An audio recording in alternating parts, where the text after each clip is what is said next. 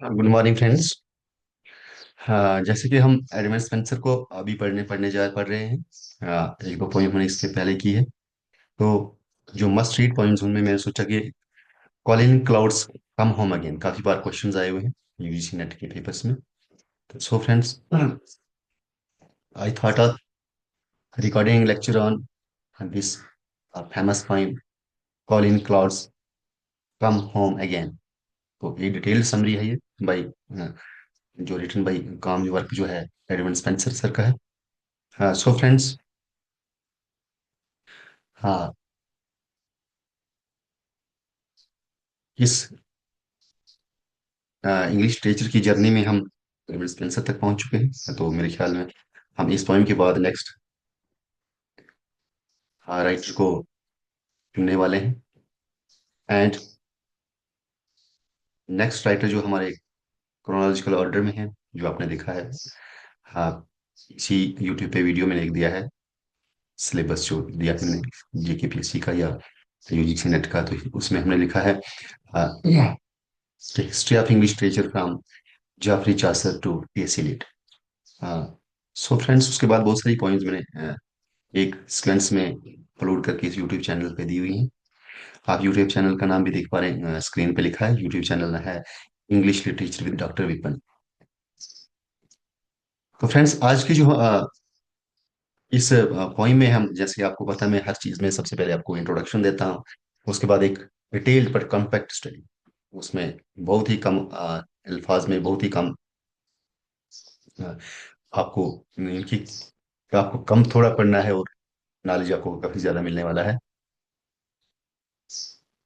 तो फ्रेंड्स, आज की इस पोइम की शुरुआत करते हैं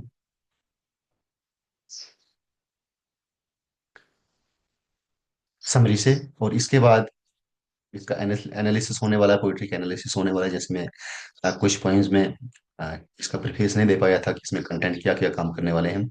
तो सो फ्रेंड्स, इसमें हर एक चीज डिटेल जो है चीज है वो इम्पोर्टेंट होने वाली मस्ट रीड है।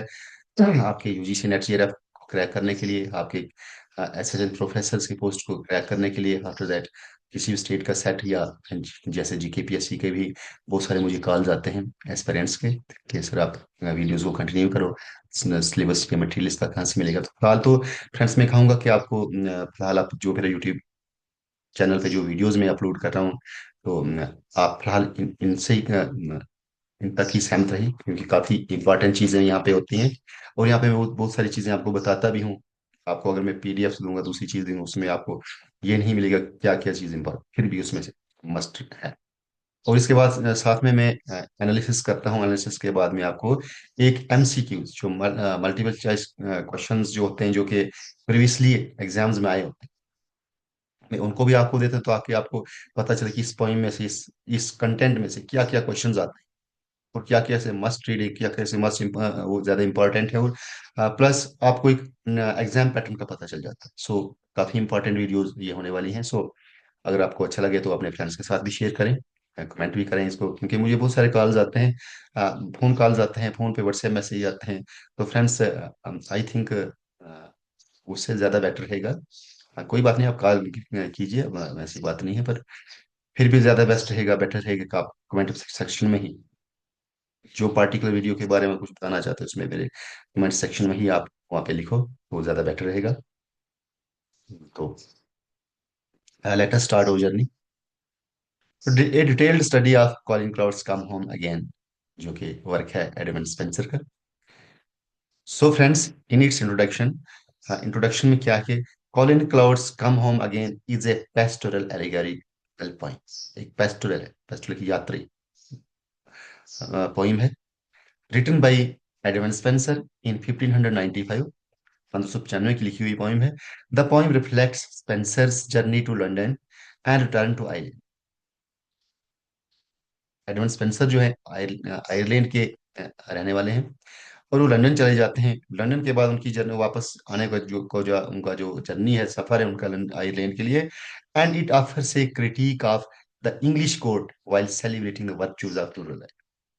तो इंग्लिश जो कोड था उसमें क्या क्या चीजें थी, क्या क्या इवल्स थी, उसको भी ये शो करता है। और उसके बनस्बत उसके in comparison to the court life of court, he compares his life with the rural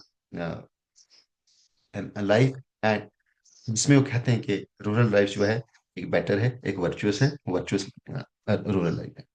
so friends, Spencer wrote this poem after accompanying sir Walter relay. Sir Walter relay को के साथ रहने के बाद जिसने पोएम को लिखा, तो हो सकता है ऐसा है कि बहुत सारे उसमें उनके भी यहाँ पे इम्पैक्ट होने वाला है. तो the poem represents Spencer's disappointment with the court life and his preference for the simplicity of rural existence. तो कोर्ट के लाइफ से वो डिसअपॉइंट हैं, और इस तरह से वो रूरल जो लाइफ है उसको ज्यादा प्रेफरेंस दे रहे हैं. हाँ. तो the poem is narrated by Colin Clout. Spenser's pastoral persona जो है, यानी कि शेफर्ड है, कॉलिन क्लाउड्स की या शेफर्ड है, और किसको रिप्रेजेंट करते हैं? पर्सनल लाइफ को. स्पेंसर्स की, मान लो स्पेंसर को रिप्रेजेंट कौन कर रहा है? Colin Clout. तो the poem is narrated by Colin Clout. Spenser's pastoral person, जो शेफर्ड है या पोइट जो हमारे हैं, he recounts his journey to London. London में जब जाते हैं कोर्ट में, कोर्ट जो लाइफ है, कोर्टली लाइफ है, तो उसकी लाइफ को रिकाउंट करते हैं, याद करते हैं, रिमेम्बर करते हैं his observations of courtly life and his return to island.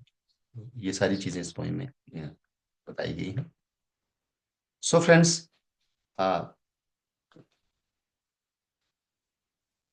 Late us start with Colin Clout's journey to the court. First number पे मैंने सब हेडिंग्स में किया है, इसको छोटी छोटी हेडिंग्स में बांटा हुआ है कि सबसे पहले हम बात करते हैं कॉलिन क्लाउड्स की जर्नी कोर्ट की तरफ. कि कोर्ट को जब वो आइलैंड से अपने लंदन में कोर्ट की तरफ गए. The poem begins with Colin cloud describing his departure from Ireland.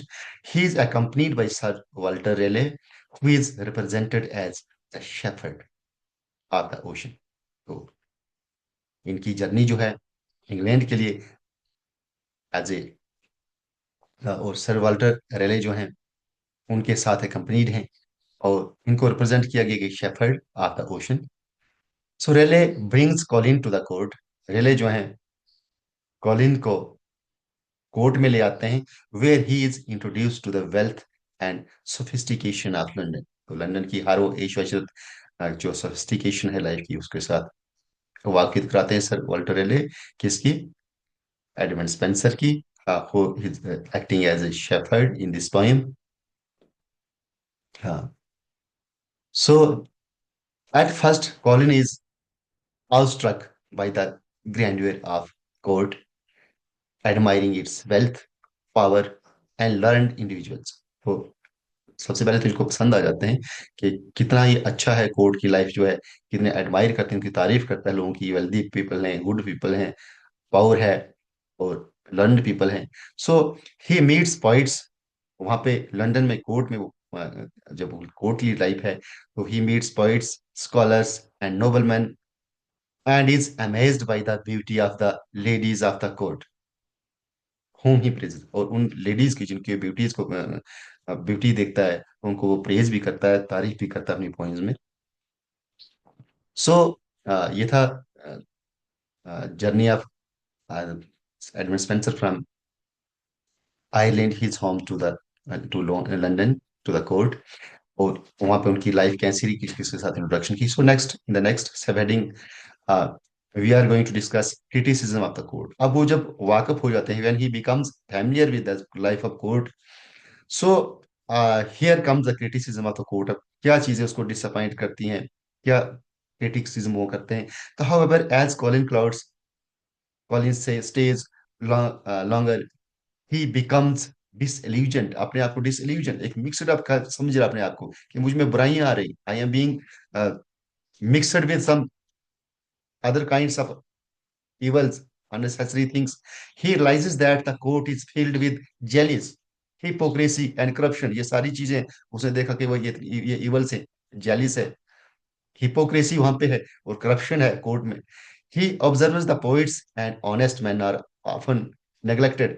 वो देखता कि पोइट्स को वहां पे नेग्लेक्ट किया जाता है, क्योंकि पोइट्स क्या है, एक विजनरी पीपल होते हैं, और ऑनेस्ट पीपल जो पोइट्स और ऑनेस्ट मैन को वहां पे निगलेक्ट किया जा रहा है कोर्ट में, या उनको फिर मिसट्रीट किया जा रहा है, उनके साथ ट्रीटमेंट अच्छा नहीं हो रहा है, while flutters and manipulators thrive. जबकि वहां पे जो फ्लटर करने वाले लोग हैं, जो मक्खन मलाई लगाने वाले लोग हैं, जिनकी बातों में सिर्फ मिठास से चापलूसी है, उनकी वहां पे इज्जत होती है कोर्ट में। तो so this was this he criticize, Edmund Spenser criticize this way court life, the court of London, and Spenser criticizes the false values of the court, where personal merit is overshadowed by favoritism।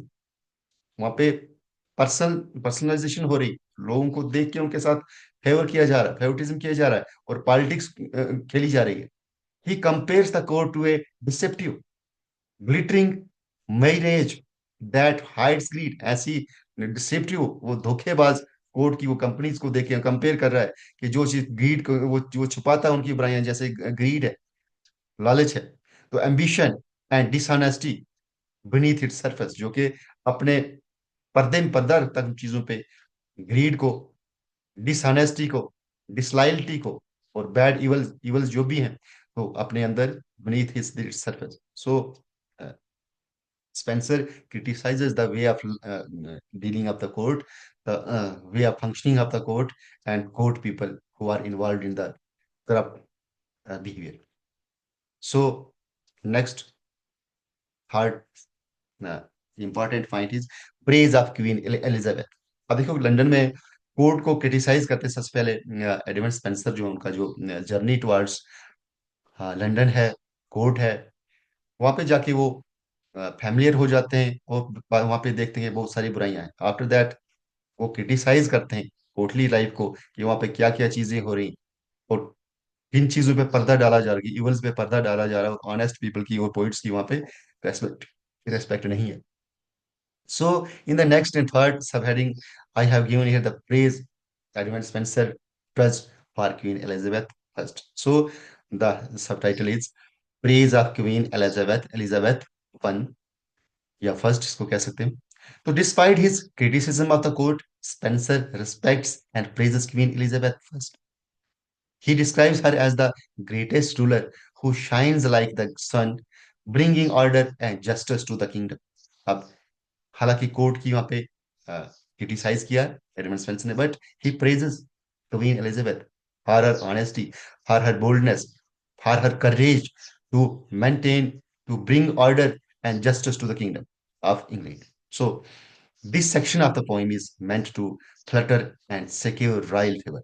यहाँ पे कम से कम royalty को favour किया, जो favour दे रही है queen Elizabeth. So Edmund Spenser the poet of this poem calling crowd comes home again, इसमें Edmund Spenser जो है एलिजाबेथ, क्वीन एलिजाबेथ फर्स्ट को रेज करते हैं। And next in the fourth सब हेडिंग, रिटर्न टू आइलैंड। अब वहां से जब कोर्ट से वापस आ जाते हैं आयरलैंड के लिए, अपने आयरलैंड के लिए, तो disappointment with court life, Colin decides to return to Ireland. अब जब डिसअपॉइंट हो जाते हैं कोर्ट की लाइफ से, कि no, this is not good life, this is not virtuous life, ये लाइफ जो है बिल्कुल ही बेकार की लाइफ है, इसमें क्या है, अपने आप को एक डिसल्यूजन करना है, डिसल्यूजन में लेना है।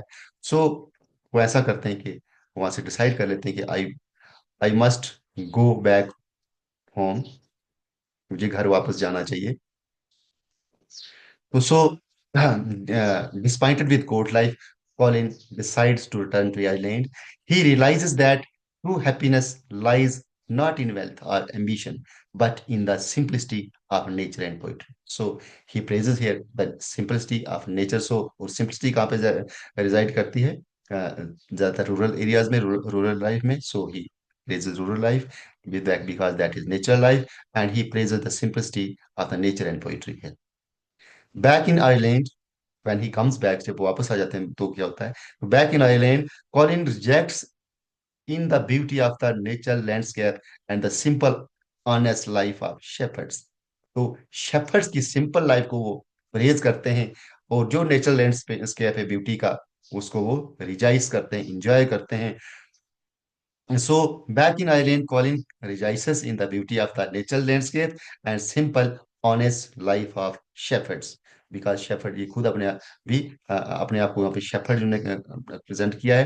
तो he concludes that true peace and contentment are found in the countryside, अपने ही लोकेलिटी, अपने एरिया में, अपनी कंट्री साइड में, जहाँ के रहने वाले हैं, जहाँ अपना बर्थ प्लेस है, तो वहीं पे कहते हैं ट्रू पीस जो वहीं मिलने वाला आपको, अमन मिलने वाला, शांति मिलने वाली, सुकून मिलने वाला है, तो not in the corrupt world of the court. और जो के जो अमन चैन सुकून अच्छाई जो है वो उस करप्ट कोर्ट में नहीं मिल सकती। और जो कहाँ मिल सकती है, नेचुरल लैंडस्केप में, जहाँ पे एक शेफर्ड और एक नेचुरल लाइफ को रिप्रेजेंट करते हैं, नेचुरल ब्यूटी को रिप्रेजेंट करते हैं। सो ये कहते हैं कि ट्रू जो लाइफ है वो कहाँ पे मिलने वाली, कंट्री साइड में, और वो कोर्ट में नहीं है। ट्रू एंजॉयमेंट जो, ट्रू रिजॉयसमेंट है जो। So friends, next we have the themes. जैसे मैंने पहले बात की थी कि मैं हर एक चीज समराइज करता हूँ पहले, उसके बाद थीम्स या एनालिटिक्स है। तो नेक्स्ट हम थीम्स की बात करें इस पोइम में, तो जो मस्ट जो रीड जो थीम्स है, इंपॉर्टेंट थीम्स है, इस जो क्रक्स है इस पोइम का, वो है सबसे पहला थीम हमारे पास है कोर्ट वर्सेस कंट्री साइड। एक कंट्राडिक्शन है इस पोइम में, एक कोर्टली लाइफ और village life, courtly life, rural life और अर्बन लाइफ में। So first of all we have court versus countryside. The court represents materialism. Court में क्या है, एक मटेरियल पे वो ज्यादा इंपॉर्टेंस देते हैं, करप्शन पे, करप्शन है, एंड डिसेप्शन है, धोखेबाजी। And the country side represents simplicity. जबकि इसके वर्सेस में, कंट्रास्ट में बात करें, कंट्री साइड में क्या है, ये सिंपलिसिटी है, ट्रुथ है और natural beauty. After that we have disillusionment with court. The poet reflects Spencer's personal disappointment with his experiences in London. मतलब लंदन में इनके साथ, पोइट के साथ खुद अपने एक्सपीरियंस किया उनने वहाँ पे, जो भी चीजें, जो भी वहाँ पे बुराइयां जो थी पर्सनल, तो पर्सनल डिसअपॉइंटमेंट वहाँ को यहाँ पे एक्सपीरियंस किया है जो इन्होंने लंदन में कोर्ट में। तो ये रिफ्लेक्शन है उसकी। तो he criticizes the political intelligence and lack of appreciation for true talent. तो जहाँ पे ट्रू टैलेंट की कोई कदर नहीं है और चापलूसी की कदर है, तो इसलिए ये भी यहाँ पे एक थीम है कि disillusionment with court. Next we have role of the poet. Colin Clout जो स्पीकर है हमारे, हमें नरेटर भी हमें बात बता रहे हैं, तो कॉलिन क्लाउड और शेफर्ड भी रिप्रेजेंट कर रहे हैं अपने आप को। तो Colin Clout realises that poets are undervalued in the court. Undervalued है, उनकी कदर नहीं है कोर्ट में। He finds greater purpose in the nature and personal expression. तो सो पोइट जो है, पोइट का रोल क्या है, जो वहां पे इम्बैलेंस है गवर्नमेंट सिस्टम में, पॉलिटिक्स में, इंग्लैंड में, तो वो यहाँ पे कहते हैं कि ही finds greater purpose in nature and personal expression. इस तरह से ये चीजें वो बताते हैं वहां पे। और उसके बाद बात करते हैं कि praise of the queen Elizabeth. अब इसके साथ साथ प्रेज भी किया जाता है कि इसको, क्वीन एलिजाबेथ को हमने पढ़ा है कि क्वीन एलिजाबेथ जो वो करेज कर रही है वो मेंटेन करने में। तो despite criticising the court, Spenser glorifies Elizabeth one. He acknowledge her role as a wise and just ruler. एक वाइज और जस्टिस देने में, इंसाफ देने वाली रूलर है, और करेज भी है, अपनी उस स्ट्रेंथ का यूज भी करें आप उसको दोबारा से नॉर्मल लाने के लिए, अ, एक गुड गवर्नेंस देने के लिए इंग्लैंड को। So next and fifth point we have nature as the source of happiness. जब कॉलिन क्लाउड्स वापस आते हैं, रिटर्न करते हैं इंग्लैंड में, से आयरलैंड में अपने, तो नेचर वहां पे बात करते हैं, नेचर एज, नेचर जो एक सोर्स हैप्पीनेस का। तो ट्रू हैप्पीनेस कहाँ पे मिलती है, नेचर लैब में, और वो कहाँ पे है, रूरल एरियाज में है या कंट्री साइड में है। तो so the next theme we have nature as the source of happiness. तो Spenser celebrates the peaceful life of shepherds. He portrays nature as pure, healing and fulfilling. वो nature को एक हीलिंग चीज बताते हैं कि वो हील अप करती है हमारे जख्मों को, हमारी जो भी चीजों को। इस तरह से नेचर इज गुड, क्योंकि वो हमें अच्छाई देती है, गुडनेस उसमें है, बुराई नहीं है।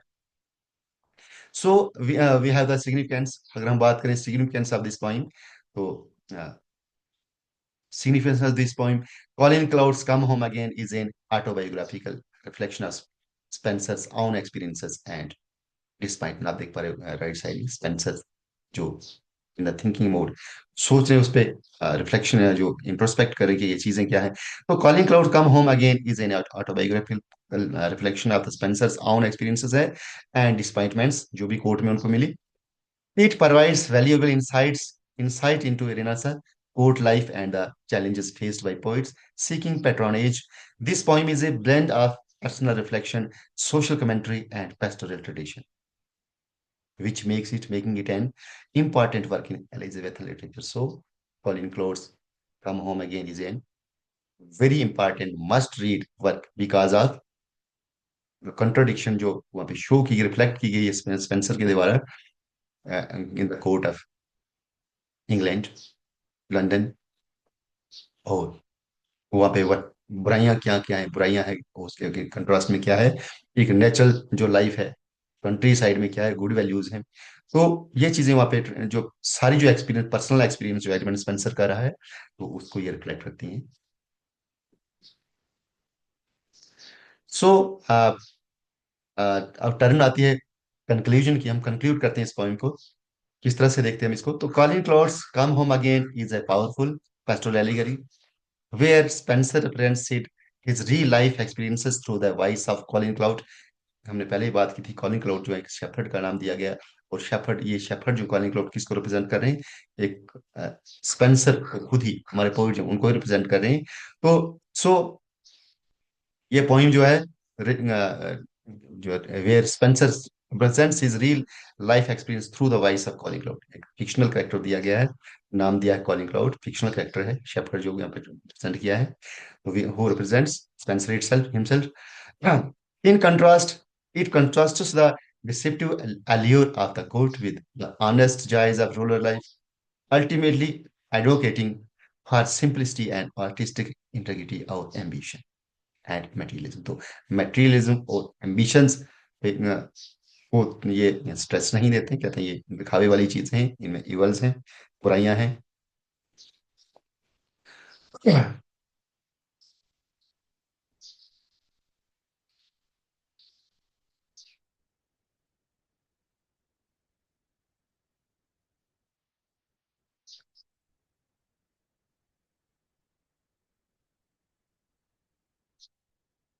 तो फ्रेंड्स, मैंने कोशिश की अब यहाँ पे, जैसे मैं I promise you people that मैं आपको भी अवेयर करवाता हूँ कि एग्जाम किस पैटर्न का आता है, और इम्पॉर्टेंट जो मल्टीपल चॉइस क्वेश्चंस जो इसमें से आपके यूजीसी नेट के लिए या किसी और सबसे पहले टॉप तो हमारा यूजीसी नेट है, नेशनल जो एलिजिबिलिटी टेस्ट है।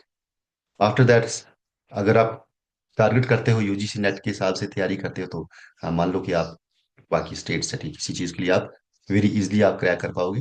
सो मैं जैसे मैं हर वीडियो में अपने एमसीक्यू जैसे सीक्वेंस में सारी चीजें देता हूँ जो कि आपके नॉलेज को और ज्यादा दोगुना कर देती हैं, मल्टीप्लाई लगा देती हैं आपको नॉलेज को। So MCQs and explanations for UG NET preparation यहाँ पे मैं दी है। तो here are the most important MCQs on Colin clouds come home again for UGC NET along with the detailed explanations। So friends, let us have a look। तो first question we have, what is Colin clouds come home again primary above. तो basically हम बात करें तो Colin clouds come home again किसके बारे में लिखी गई, तो हमने देखा कि क्या थी, स्पेंसर की जर्नी थी कहाँ से, आयरलैंड से इंग्लैंड के लिए, कोर्ट ऑफ इंग्लैंड के लिए।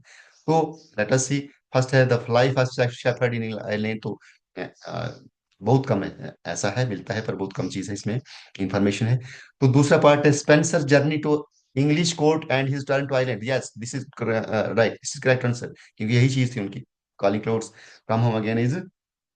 और आप आंसर भी देखोगे नीचे तो आंसर में यही है, the Spenser's journey to the England court, English court and his return to island. अगर हम एक्सप्लेनेशन की बात करें तो this poem is in allegory of Spenser's personal experience. ये एक्सप्लेनेशन किस लिए दे रहा हूं मैं, कि आपके इस आंसर्स को जस्टिफाई करने के लिए कि why this answer is correct. So हमने इसमें पढ़ा था कि the poem is in allegory of Spenser's personal experience, he narrates his visit to the English court. देखो अब विज टू इंग्लिश कोर्ट है, कहां से गए वो, अपने घर से, होम से, कंट्री साइड आइलैंड से। तो his observation of court life and his disillusionment which leads to his return to island। So इस एक्सप्लेनेशन में पता चलता है दिस आंसर, हमारा आंसर जो है टोटली करेक्ट है, बिल्कुल 100% करेक्ट है। हाँ, और यही आपको एक स्ट्रेटजी भी रही भी एग्जाम में, आप जब एग्जाम आप में जाते बैठते हो तो इस तरह से आपने सभी ऑप्शंस को पढ़ना है। उसके बाद आपने देखा कि सबसे ज्यादा चीजें अच्छी जो राइट इन्फॉर्मेशन, जो सबसे ज्यादा राइट इन्फॉर्मेशन कौन दे रही है, क्योंकि थोड़ी थोड़ी चीजें तो सारे में मिलते हैं, क्योंकि क्वेश्चन क्वेश्चन पेपर प्रिपेयर करने वाले वो काफी ट्रिकी पीपल होते हैं, एक्सपर्ट होते हैं। सो हमने इस चीज को समझना कि जल्दी से ही हमने कोई काम नहीं करना, जल्दी से आंसर ऐसे नहीं करना, हमने सारी चीजों को देखना और कंपेयर करने के which is the best, which is right. So next question, question number two is, who is referred to as the shepherd of the ocean in the point. तो शेफर्ड ऑफ ओशन किसको कहा गया था? हमने वहां पे देखा था कि सर वाल्टर रेले के साथ या कंपनी हुए थे, और उनको क्या कहा गया था? सर वाल्टर रेले को शेफर्ड ऑफ ओशन। और कॉलिन क्लाउड कौन है? खुद एक शेफर्ड है, वहां पर इस पॉइंट में रिप्रेजेंट किए हैं। पर सर वाल्टर रेले को क्या क्या बोला गया था वहां पे? Shepherd of the ocean. So Sir Walter Raleigh is the right answer.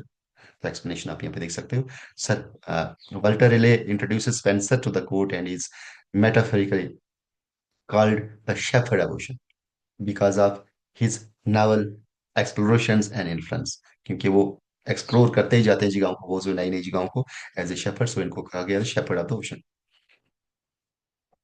Question number three, what is Spencer's attitude towards the English court in point. तो इंग्लिश कोर्ट की तरफ उनका कैसे एटीट्यूड रहा? तो जब पहले तो वो शायद एडमिशन वो सुन के, तारीफें सुन के कोर्ट में गए थे, लेकिन जब when he experiences the bad things, the evil things, the favouritism, hypocrisy like things there, disillusionment, तो वो क्या हो जाता, क्या होता है कि डिसअपॉइंट हो जाता है। आप देखते हैं इसमें कि क्वेश्चन क्या पूछा है, what is Spencer attitude towards the English court in the point. आप देखते हैं इनमें से कौन सा राइट है? एडमायरिंग एंड डीप रेस्पेक्ट नहीं, टोटली डीप रेस्पेक्ट और एडमिरेशन किसकी की थी उसने? एलिजाबेथ की है, कोर्ट की नहीं की। तो disillusionment and criticism, yes this is right answer, यही चीज दिया। हेटेड एंड एंगर, हेटेड और एंगर ये नहीं कह सकते हम, इंडिफरेंस है, पर अब सबसे बेस्ट आंसर जो है डिसल्यूजनमेंट एंड क्रिटिसिज्म, ये चीजें उसने वहां पे देखी को। तो आंसर, इसलिए आंसर हमारा बी पार्ट है, डिसल्यूजनमेंट एंड क्रिटिसिज्म। तो एक्सप्लेनेशन आप देख सकते हो कि Spencer initially admires the court but Son becomes disillusion, इसलिए एडमायर किया उन्होंने पहले उसको, उसके डिसल्यूजनमेंट मिली, डिसल्यूजन हो गया ये, और फिर क्रिटिसिज्म किया, तो इसलिए आंसर, करेक्ट आंसर कौन सा है? Disillusionment and criticism. तो next and fourth question number four is, how does Spenser portray Queen Elizabeth in the point. How does Spenser portray Queen Elizabeth first in the queen. किस तरह से portray किया था? As a cruel and unjust, नहीं ये नहीं, wrong answer, ये पढ़ा नहीं मैंने। As a figure of deceit and corruption, तो नहीं, करप्शन तो एलिजाबेथ में थी नहीं, वो एडमायर करते थे उनको। As a powerful and wise leader, yes ये है। उन्होंने उनको कहा कि एक पावरफुल लीडर है, क्योंकि वो अपनी पावर लगा रहे हैं दोबारा से नॉर्मल से लाने के लिए इंग्लैंड में, अच्छी चीज वो वहां पे वर्चूज लाने में। तो सो पोइट ने कि उसको एडमायर किया है as a powerful and wise leader, C is the correct answer. अगर आप एक्सप्लेनेशन में भी देखो, तो आंसर में देखो, आंसर सी है इसका। और एक्सप्लेनेशन देखो, तो although Spenser's criticize the court, he glorifies Queen Elizabeth one. उन्हें कोर्ट को क्रिटिसाइज किया है अगर चलेगा, फिर भी उन्हें क्वीन एलिजाबेथ को उन्हें ग्लोरीफाई किया है, उनको अप्रिशिएट किया है, depicting her as a just, wise and powerful mark monarch. This was likely done to gain her favor and secure patronage. So next question, question number five is, what literary form does Calling Clouds Come Home Again belongs to? कौन सी literary form है? क्या है? हमने पढ़ा था pastoral poetry, क्या ये pastoral poetry है? So answer is B part, pastoral poetry. हाँ, क्वेश्चन नंबर सिक्स की बात करें, what does Colin Clout's realise upon returning king island. तो जब वापस आइलैंड में आते हैं, क्या क्या करते हैं? वो हैप्पीनेस महसूस करते हैं वहां पे। So the answer is B part, he is happier in the simplicity of the countryside. यही राइट चीज उन्होंने बोली थी हमें, पोइम ये पढ़ी थी हमने पोइम में। तो so the poem central theme is that true happiness lies in the simplicity and honesty of a nature, not in the deceptive and corrupt world of code. So हमारा राइट आंसर बी पार्ट रहता है, he is happier in the simplicity of a countryside. Next and question number seven we have, in which year was Calling Clouds Come Home Again published? 1595 में publish की थी, मैंने पहले ही बताया था starting में आपको। तो this was published in 1595। So और correct answer is the is B part 1595, publication date जो है ईयर जो है Colin clouds come home again का। Next and eighth question we have, what is the major theme in the poem? तो major theme हमने बहुत सारे themes इसमें पढ़े हैं पोइम में, 5 6 थीम्स हमने पढ़े जो इंपॉर्टेंट है, बट उनमें से मेजर थीम कौन सा है? द डेंजर ऑफ वार, नहीं ये नहीं है। The struggle between love and duty, नहीं है, ये भी नहीं है। तो C part the contrast between rural life and court life, तो यस कंट्रास्ट दिखाया इस पॉइंट, तो यही थीम है इसका, यही राइट आंसर है। तो आंसर भी आप देख सकते हैं नीचे क्या है, C part the contrast between rural life and court life, ये मेजर थीम है। और एक्सप्लेनेशन की बात करें तो the poem highlight Spenser's preference for, ये पढ़ा था हम कि वो प्रेफरेंस कर देते हैं किसको, अपने नेचुरल लैंडस्केप को और नेचुरल ब्यूटी को, नेचुरल लाइफ को, कंट्री साइड लाइफ को, rather than court life. Question number 9, what does Colin Clout symbolise in the poem? तो कॉलिन क्लाउड इस पोइम में किस चीज को सिंबलाइज करते हैं? तो कॉलिन क्लाउड को एक शेफर्ड है, साथ साथ क्या है, पोइट है। सो एम्बिशियस पॉलिटिशियन नहीं है वो, वॉरियर भी नहीं है, a poet reflecting on life's realities. तो सी पार्ट करेक्ट आंसर है। डी है ए कोर्टियर सीकिंग पावर, नहीं कोर्टियर नहीं थे, सीकिंग पावर नहीं, पावर नहीं चाहते थे। तो C part is your correct answer, because the poet reflecting on his life realities, यही इसका करेक्ट आंसर है। एक्सप्लेनेशन करें की बात करें तो Colin cloud is Spencer's pastoral persona representing his philosophical reflection on poetry, life and society.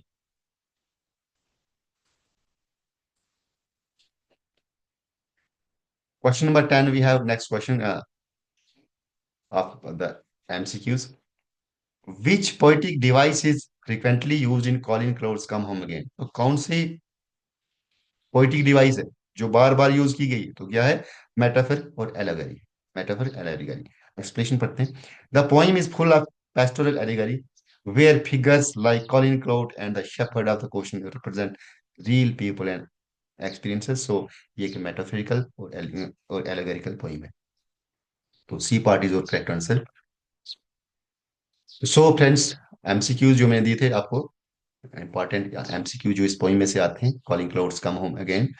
तो so I hope you people are getting the good quality, best quality material here. So अगर हम बात करें, कंक्लूड करें इस चीज को इस तरह से कि दीज एमसीक्यूज का की थीम्स, पूरे की थीम्स एमसीक्यूज में है, हिस्टोरिकल कॉन्टेक्स्ट है और literary aspect of Colin clouds come home again है। So friends, this is very important point और मस्ट रीड जो एमसीक्यूज मैंने आपको दिए थे, और इसके माध्यम से भी आपके नॉलेज में एक मल्टीप्लिसिटी आई होगी। आप एक अवेयर्ड पीपल पर्सन होंगे अगर आप स्किप ना करें इस पोएम को। So friends, this was the poem Colin clouds come home again. तो thank you so much for staying with me. So friends, आज की इस पोइम के साथ हम एडवेंट स्पेंसर की पोइम जो इंपॉर्टेंट पोइम्स थी उनको हम पढ़ेंगे। अभी मैं देखूंगा कोई मस्ट रीड होगी वही करेंगे, बाकी नहीं करेंगे। नहीं तो नेक्स्ट नेक्स्ट राइटर पे जाएंगे, नेक्स्ट ऑथर पे जाएंगे और उनकी इंपॉर्टेंट जो वर्क्स हैं उनको देखेंगे। So friends, thank you for watching this video. God bless you.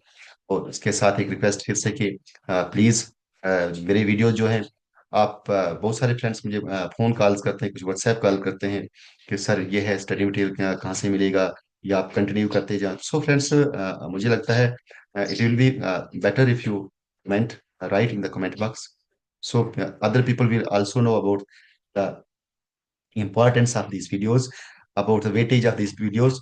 और फ्रेंड्स, उससे एक तो मुझे भी सपोर्ट मिलेगा कि जब when people will see that yes, there is something in these videos, there is something unique in these videos।